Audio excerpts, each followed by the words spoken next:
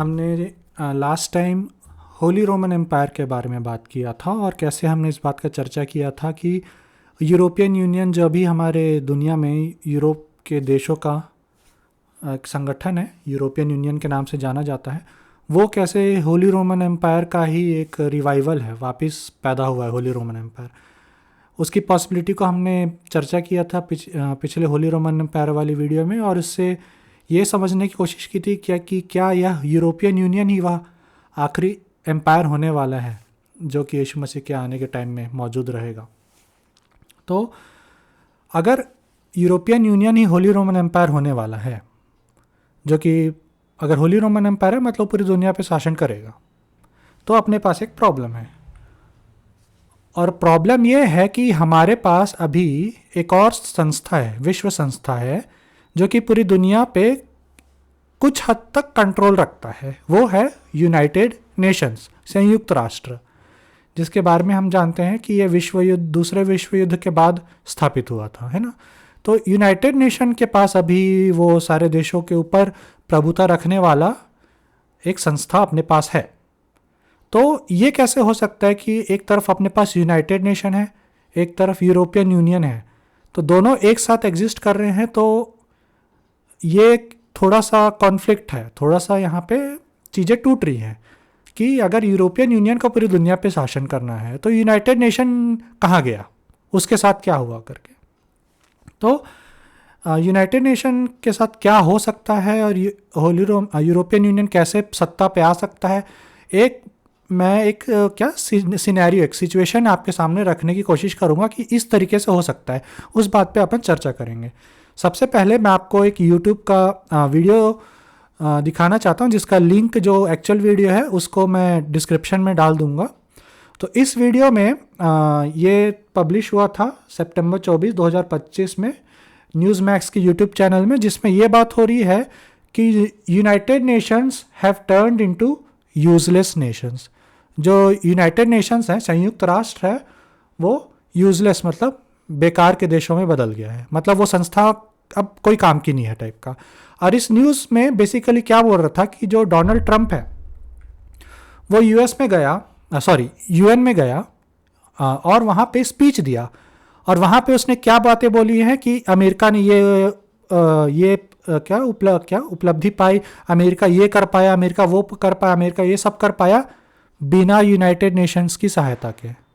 मतलब United nation एक तरीके से क्या था, एक वर्ल्ड गवर्नमेंट जो सब देशों को कंट्रोल करे, सब देशों को बताए कि तुमको ये करना नहीं करना है ताकि शांति बनाए रखे। लेकिन ट्रंप बोल रहा है कि हमने इतनी सारी चीज़ें अपने देश में कर ली बिना यूएन के हेल्प के। मतलब वो एक तरीके से ये जता रहा है कि हमको यूएन की ज़रूरत नहीं है। और इनफैक्ट ट्रंप वर्ल्ड गवर्नमेंट के फेवर में भी मतलब उतना नहीं है जितना बाकी देश रहते हैं। हमारा खुद के प्रधानमंत्री, हमारा देश खुद वर्ल्ड गवर्नमेंट के फेवर में रहता है, लेकिन ट्रंप जो इस बार का प्रेसिडेंट है यूएस का, वो उसके फेवर में उतना नहीं है। तो उसने ये सब बातें कही। तो इस न्यूज़ चैनल में वही बोला गया कि जो यूएन है वो मतलब यूजलेस टाइप का हो गया, मतलब एक तरीके से अपना पावर खो रहा है। जिस उद्देश्य से उसको बनाया गया था वो उस उद्देश्य को पूरा नहीं कर पा रहा है ना। और ट्रंप इसमें एक बात और बोलता है कि जो यूएन है वो एक बहुत अच्छी संस्था हो सकती थी, लेकिन नहीं है वो। अगर कोई देश किसी बात का उल्लंघन कर रहा है तो लोग लेटर तो बहुत तगड़ा लिखेंगे, बहुत स्ट्रांग वर्ड्स वाले, कि हम तुम्हारे साथ ये कर देंगे, लेकिन कोई एक्शन लिया नहीं जाता है। तो उससे कोई काम का नहीं, मतलब वो सिर्फ खोखले शब्द निकलते हैं, यूएन से काम कुछ नहीं होता है। तो अगर यूएन का ये हाल है तो एक तरीके से यूएन अपना ताकत खो रहा है, ठीक है। अब यूएन का थोड़ा इतिहास देखेंगे तो यूएन जब बना था 1948 में, तो उस समय दुनिया में 5 सुपर पावर थी।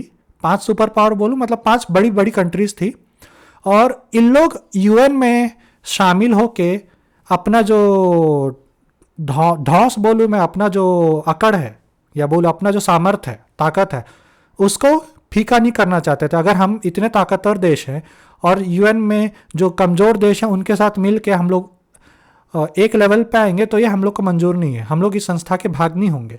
तो उस समय क्या किया गया था कि यूएन में 5 देशों को वीटो पावर दिया गया था। बहुत ज़रूरी है वीटो पावर समझना। वीटो पावर क्या है? आपका दुनिया में कितने 200 देश हैं, 200 देश में से 199 देश बोल रहे हैं कि ये होना चाहिए। मान लो ईरान पर अटैक नहीं होना चाहिए, या ईरान न्यूक्लियर बम बना रहा है, हम उसको नहीं रोकेंगे। एक देश, इन पांचों में से कोई एक देश आके बोलता है हम रोकेंगे, तो पूरे 199 देश का जो निर्णय है खारिज हो जाएगा, क्योंकि उस देश के पास वीटो पावर है। मतलब मेजॉरिटी जो है, ये 5 देश उस मेजॉरिटी के वोट को अपने एक सिंगल वोट से काट सकता था। तो वो कंट्रीज ये थे, China, Russia, France, United kingdom और यूनाइटेड स्टेट्स। इन 5 देशों को वीटो पावर दिया गया था। अब ये दिक्कत बन रहा है, क्योंकि अब ऐसा हो गया है कि क्योंकि ग्लोबलाइजेशन आ गया है, अब न्यू वर्ल्ड ऑर्डर आ गया, पूरी दुनिया एक होना चाहती है, मल्टीनेशनल कंपनी, हर तरफ वर्ल्ड ट्रेड, ये सब हो रहा है। तो अब ये चीज़ लोगों को हजम नहीं होती है कि दुनिया एक दिशा में जाना चाहे, इन 5 में से कोई एक देश आपत्ति जता देता है, पूरा निर्णय बैठ जाता है। तो ये लोग इस सिस्टम को हटाना चाह रहे हैं। और यूनाइटेड नेशंस की बात यह है कि यूनाइटेड नेशंस का जो हेडक्वार्टर है वो न्यूयॉर्क में है, जो कि यूनाइटेड स्टेट्स ऑफ अमेरिका में है। और अमेरिका का ही प्रेसिडेंट यूएन का सपोर्ट नहीं कर रहा है, जहाँ पे उसका हेडक्वार्टर है। तो ऑब्वियसली वो संस्था अपनी ताकत खो रही है। तो क्या होगा? मान लो अमेरिका जो है यूनाइटेड नेशन से अलग हो जाता है, तो इंटरेस्टिंग बात यह है कि अगर अमेरिका यूनाइटेड नेशन से अलग हो जाता है तो बेसिकली यूरोपियन यूनियन बन जाता है। सिर्फ एक कंट्री के कारण वो हेडक्वार्टर यूएस में है। अगर यूएस यूनाइटेड नेशन से बाहर निकल जाता है तो हेडक्वार्टर को शिफ्ट करने में यूरोप में दिक्कत नहीं, क्योंकि मेजॉरिटी कंट्रीज यूरोप की हैं। फिर चाहे फ्रांस हो गया, ब्रिटेन हो गया, रशिया भी यूरोप से जुड़ा हुआ है, और चाइना तो खैर एशिया में आता है, चाइना थोड़ा दूर है, लेकिन जर्मनी अभी यूरोप का सबसे पावरफुल कंट्री बोला जाता है। ये सब कंट्रीज यूरोप में ही आती हैं। तो बेसिकली अगर यूनाइटेड स्टेट्स यूनाइटेड नेशन से हटा तो यूरोपियन यूनियन बन जाएगा। तो क्या ये बिब्लिकल है? क्या ये पॉसिबिलिटी है? तो अपन इसको वचन से अब देखते हैं। जब अपन प्रकाशित वाक्य की पुस्तक उसका 13 अध्याय उसके 2 पद में जो वर्ल्ड गवर्नमेंट बीस्ट है, जिसको एंटी क्राइस्ट वाला जानवर भी बोलते हैं, अपन उसकी स्टडी कर रहे थे, तो उसमें एक बात अब अपन नोटिस करेंगे जो उस बार चर्चा नहीं किए थे। And the beast which I saw was like unto a leopard. वो जो जानवर था वो एक लेपर्ड के समान था, या हिंदी में चीता लिखा है, चीते के समान था। And his feet were as the feet of a bear. उसके पैर जो है भालू के थे। His mouth as the mouth of a lion. उसका जो मुंह था शेर का मुंह था। And the dragon gave him his power and his seat and great authority. और ड्रैगन जो कि शैतान है, उसने उसको अपना अधिकार दिया। ये दानियल की पुस्तक 7 अध्याय के जो 4 जानवर थे, वो चारों जानवर मिलके एक कंबाइंड जानवर बने। अपन ने ये स्टडी किया था। इसमें नोटिस करने वाली बात एक है कि जो शेर था, दानियल के दर्शन के हिसाब से उसके चील के पंख थे। वो चील के पंख कहाँ गए? यहां पे चील के पंख का वर्णन नहीं है, क्योंकि उस भविष्यवाणी में लिखा था कि चील के पंख शेर से अलग किए गए थे। तो उन चील के पंख का क्या हुआ? पहला पॉसिबिलिटी ये है, या तो चील का पंख खत्म हो गया। तो अगर यूएस है वो चील, तो या तो यूएस देश किसी युद्ध में किसी में खत्म हो जाएगा। तो एक पॉसिबिलिटी ये है। दूसरा पॉसिबिलिटी ये है कि हो सकता है कि जो अमेरिका है वो इजराइल की रक्षा करे महासंकट के समय में। इसका रेफरेंस अपन प्रकाशित वाक्य की एक चैप्टर पहले पाते हैं, 12वें अध्याय के 14 पद में। इस चैप्टर में क्या होता है कि एक औरत है जो क्या सूरज को ओढ़े हुई है, चांद उसके पैर के नीचे है और 12 तारों का मुकुट पहनी है। और कैथोलिक लोग उसको मरियम बोलते हैं, लेकिन एक्चुअल में वह इजराइल का देश है, क्योंकि यूसुफ का दर्शन अपन को मालूम है, सूरज चांद और 11 तारे उसके सामने दंडवत कर रहे थे। तो वो इजराइल मतलब याकूब, इजराइल उसकी पत्नी और उसके 11 भाई थे, 12वां तारों खुद था। मतलब ये वो औरत यहाँ पे इजराइल देश को दिखाता है। तो यहाँ पे इस चैप्टर में क्या होता है कि फिर वो औरत एक मसीहा को जन्म देती है, जो कि शासन करने वाला था पूरी दुनिया पे। मसीहा परमेश्वर के पास उठा लिया जाता है। फिर शैतान उस औरत को सताने के लिए उसके पीछे जाता है। तब ये वचन यहाँ पे बोलता है 14 पद में, and to the women were given 2 wings of a great eagle. उस औरत को उकाब के या चील के 2 बड़े पंख दिए गए, that she might fly into the wilderness into her place, ताकि वह उड़ के अपनी जगह पे चली जाए, वेयर शी इज नरिश्ड, जहाँ उसका पालन पोषण होगा for times and half A time, है ना, 3.5 वर्ष तक उसका एक समय हो, आधे समय, जिसका मतलब है 3.5 वर्ष, वो अपन बाद में अपन स्टडी करेंगे कैसे है। From the face of the serpent, मतलब शैतान के सामने से, अजगर के सामने से उसकी रक्षा हो, उसका पालन पोषण हो, उसके चंगुल में ना फंसे 3.5 वर्ष तक। कैसे बचेगी? उस चील के 2 बड़े पंख के कारण। इजराइल का इकलौता फ्रेंड या मोस्ट ट्रस्टेड फ्रेंड पूरी दुनिया में कौन सा कंट्री है? United states of America. तो क्या यहाँ पे प्रोफेसी ये बोल रही है कि यूनाइटेड स्टेट्स यूनाइटेड नेशन से अलग हो जाएगा और एंड टाइम जब इजराइल पर अटैक होगा तो यूनाइटेड स्टेट्स इजराइल के लिए खड़ा होगा सपोर्ट के लिए? हो सकता है एक पॉसिबिलिटी। दूसरा पॉसिबिलिटी ये है कि ईगल यहाँ पे खुद परमेश्वर को संबोधित कर सकता है, क्योंकि निर्गमन की पुस्तक में हम लोग पढ़ते हैं कि परमेश्वर अपने आप को चील के पंखों में मैं तुमको उठा के इजिप्ट से निकाल के लाऊं करके बोले। तो वहाँ पे दूसरा ऑप्शन ये हो सकता है कि परमेश्वर के बारे में खुद ये बात कर रहा है।